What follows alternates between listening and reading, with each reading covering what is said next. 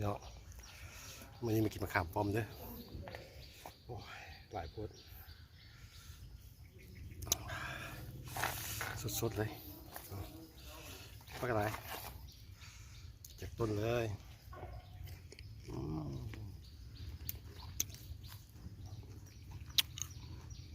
เพิ่มวิตามินซีสดจากต้นเป็นบักดกแซ่บสุด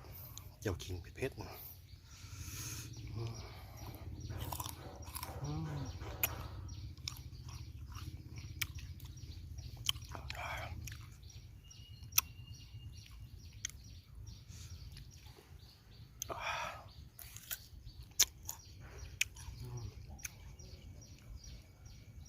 สุดยอดเลย